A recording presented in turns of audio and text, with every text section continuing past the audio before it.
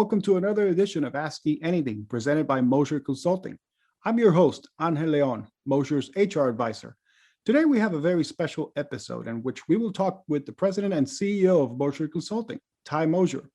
If you didn't know, Moser Consulting recently celebrated its 25th anniversary, and it has evolved throughout the years as one of the powerhouses in IT consulting in Indiana.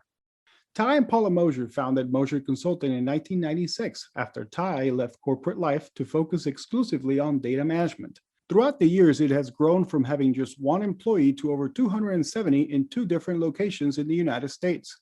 Moser continues to achieve steady growth year over year. Moser now has two Indiana offices and one in Maryland. Moser has been a best place to work in Indiana 9 times and in Baltimore 4 times. Moser has been runner-up in the Mira Tech Awards Company Culture category, and in 2021, Moser has been nominated as one of Mira's Exceptional Employers. Also in 2020, Moser was named Red Hat Small to Medium System Integrated Partner of the Year. In 25 years, Moser Consulting has grown into a successful information technology company, focused on 7 technology areas in government and commercial domains, servicing managed services, system and cloud, data and analytics, and application services, among others. This is an impressive list of accolades that Moser Consulting has cultivated throughout the years, and I am sure they won't be the last ones. Ty, it is a pleasure to talk to you today about the past, the present, and the future of Moser Consulting. How are you? Hi, Angel. I'm doing great. How are you? I'm doing excellent. Thank you very much. So I want to start with the past, because I am sure our listeners will want to know how you started your business. So what made you want to start your own business? Well, let me just kind of walk through before we started. After graduating Purdue, I worked for a couple of large companies. I was fortunate enough to be sent to one of the manufacturing plants at my first position. So there I was exposed to a number of technologies and areas of the business. I got to work with finance, legal, manufacturing, quality assurance. So I got kind of exposed to all of those areas. And then I also got to do systems design administration, database design and administration. I worked with process control. I got to work with encrypted communications, networking. So I was exposed to multiple areas of the business and multiple technologies. When I left my first job, I moved to Indianapolis and kind of back home. And there I developed a specialty in large-scale data replication. And I'd had a number of contacts in the industry. When my company wanted to move to large ERP, really convert their systems to a large ERP, that's not something I wanted to do. So I started to work on the side, really at night and on the weekends for other companies doing data replication and database work. During that time, I had worked myself up to about an additional 30 to 50 hours a week. And I wanted to get some of my personal life back.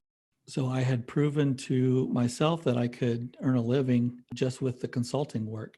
So after long conversations with my wife, setting up a corporate structure, decided to jump out on my own. Originally, I just wanted to be consulting for myself. My wife did kind of all the back office things, invoicing and a lot of the paperwork, and I did everything else. And that was the first step, and we went from there.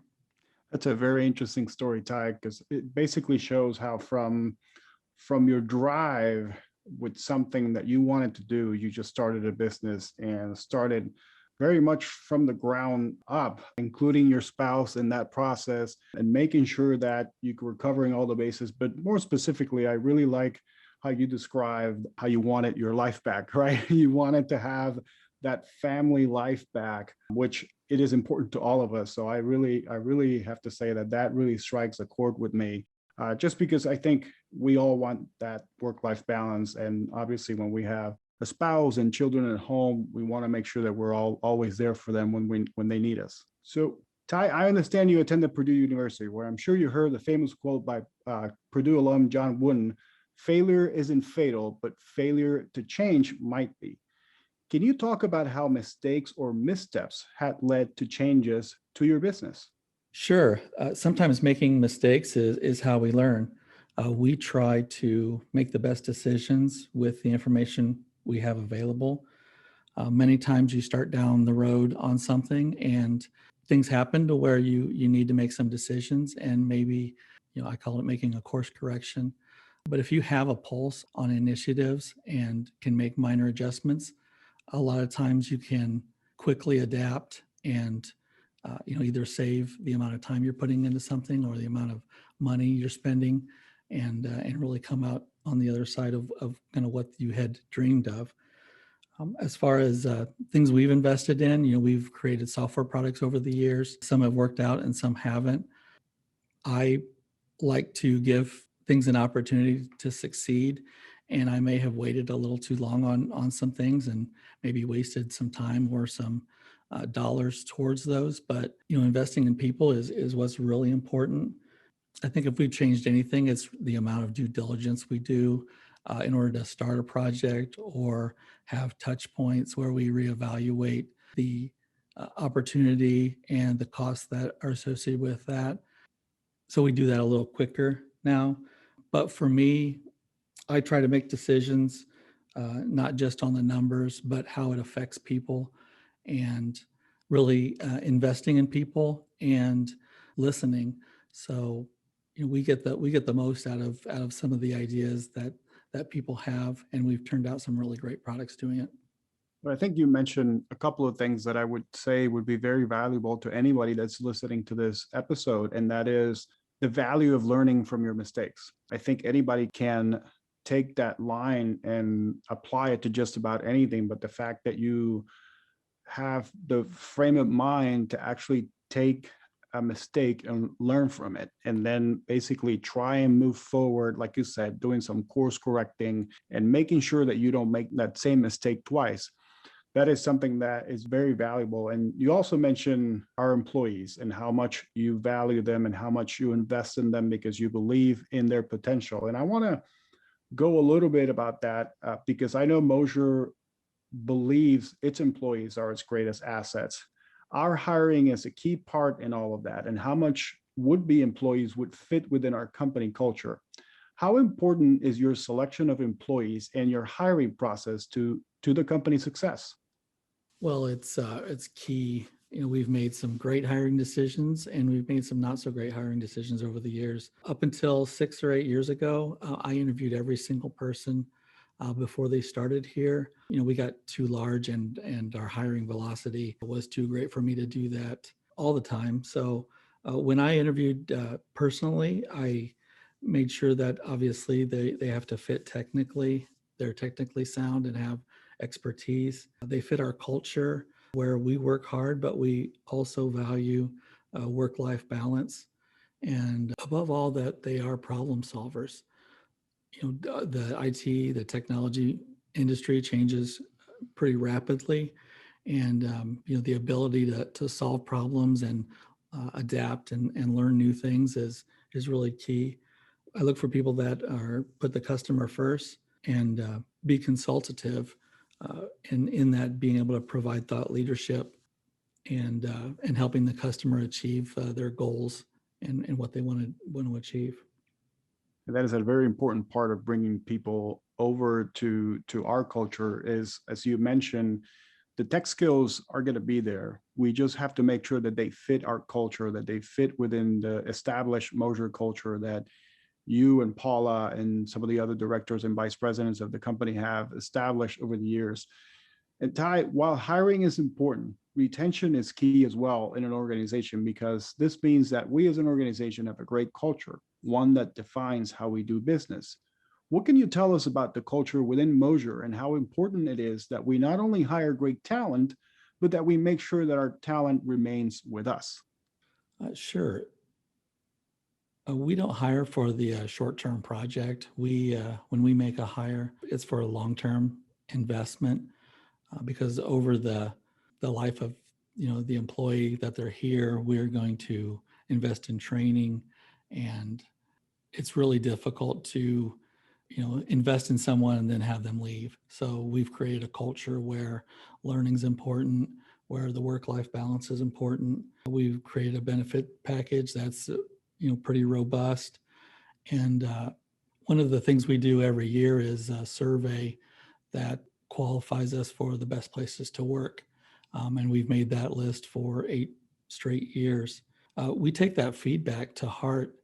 There are not only the numerical values of all the questions, those results, but also the comments. So I've encouraged people to, if you've got a criticism, to be constructive, help us to foster those ideas on where we have deficiencies or gaps, and help us come up with ideas.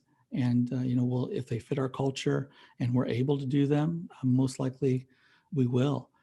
Many of our best ideas have come from those surveys, the results of those surveys.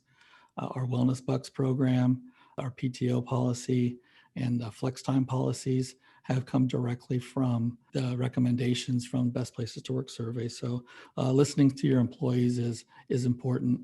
We're not able to do everything that is suggested, but if you can talk through either why that suggestion doesn't fit or we aren't able to do that, there might be something else we can do that comes close, or a recommendation or a suggestion is very easy to implement, and it's to the benefit of the employees and us. So we really try to take all those things into consideration, and we've created a culture that's born out of the employees that make up the culture.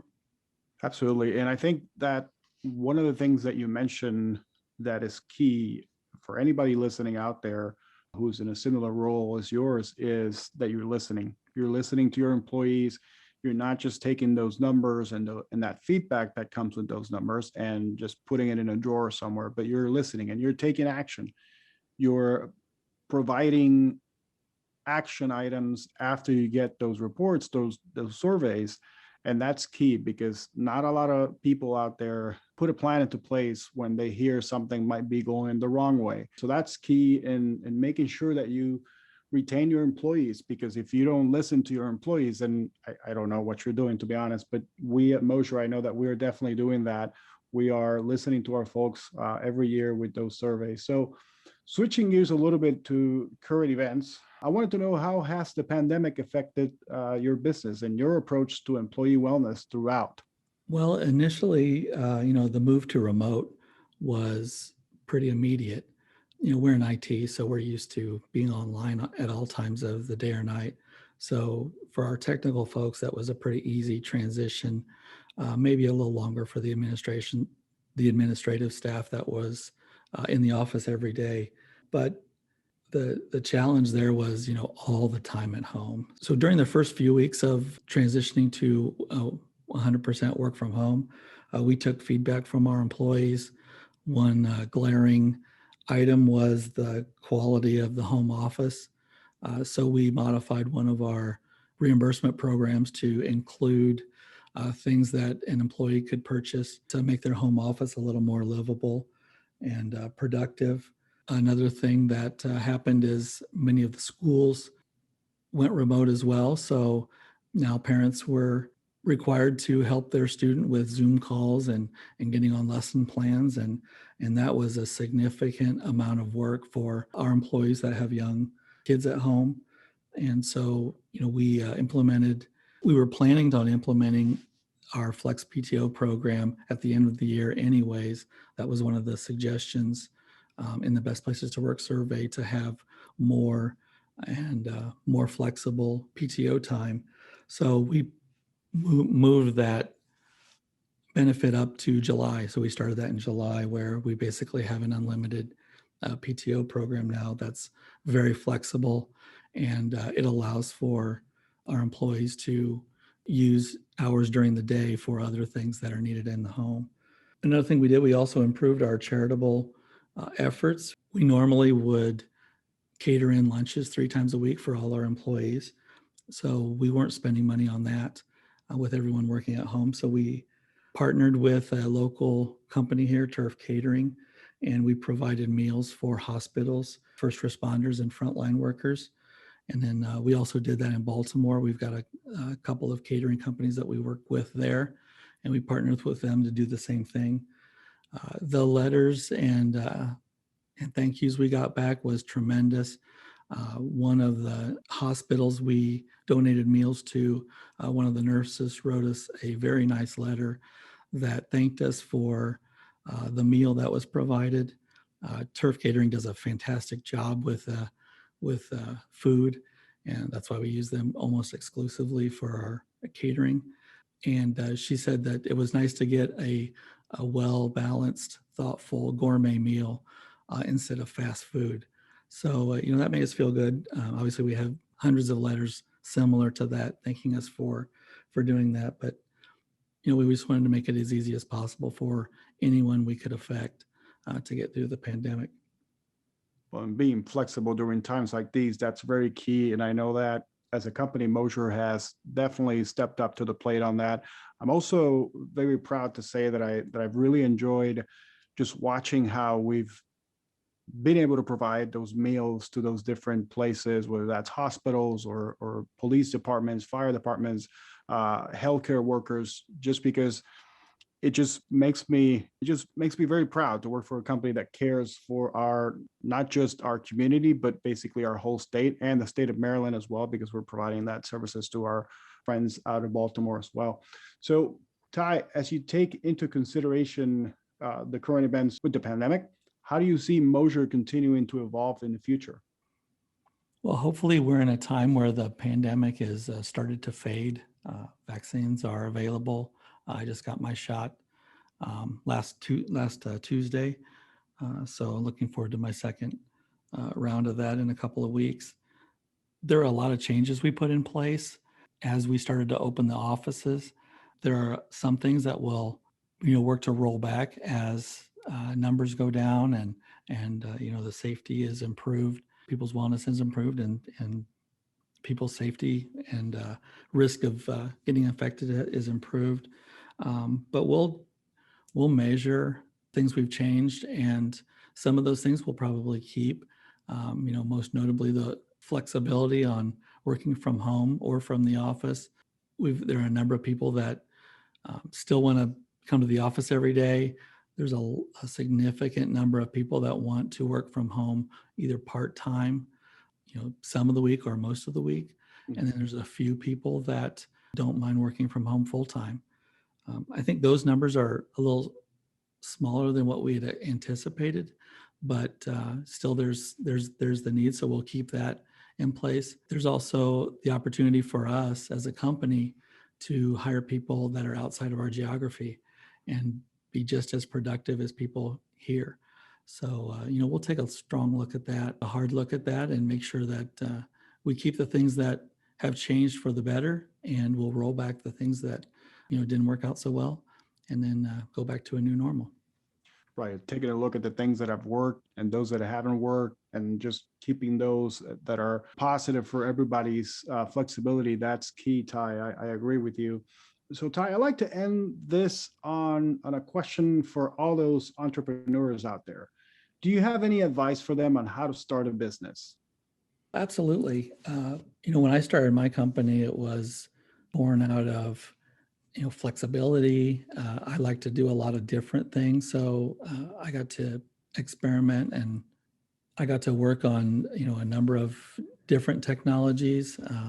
Back then it was before Y2K, which was kind of all the talk there. So I got to do app dev. I got to do a lot of database work, and I could really pick the projects I wanted to work on.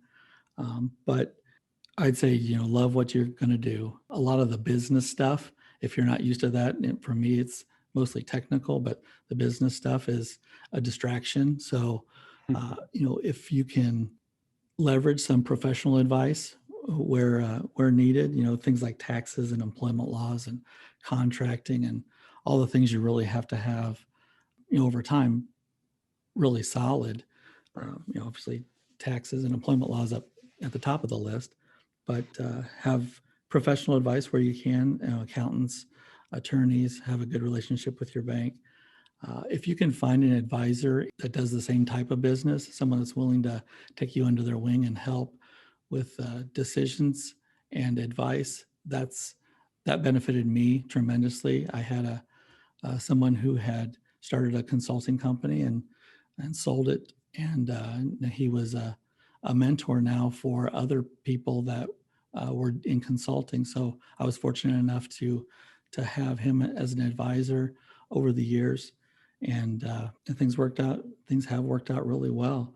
But I'd say, yeah, professional advice, love what you do, and be prepared to work a lot of hours. It's not easy to start. Once you get large enough where you can hire people to do some of the things that they are experts in, and you don't particularly like doing, that's a wonderful thing. And then keep it going. Absolutely. So get an advisor, get somebody to coach you, have a good relationship with your bank, get an attorney, and get a good tax advice. Those are very good key elements. Thank you very much, Ty, for our conversation today. We really appreciate it. Thanks, Angel. Thank you for listening in to this week's edition of Ask Me Anything, presented by Moser Consulting. We hope you enjoyed this conversation about Moser Consulting's 25 years and how its CEO has helped evolve the company. We'd love if you would join us next week when we continue to dive deeper with our resident experts and what they're currently working on. In the meantime, please remember to give us a rating and subscribe to our feed wherever you get your podcasts. Until then, so long, everybody.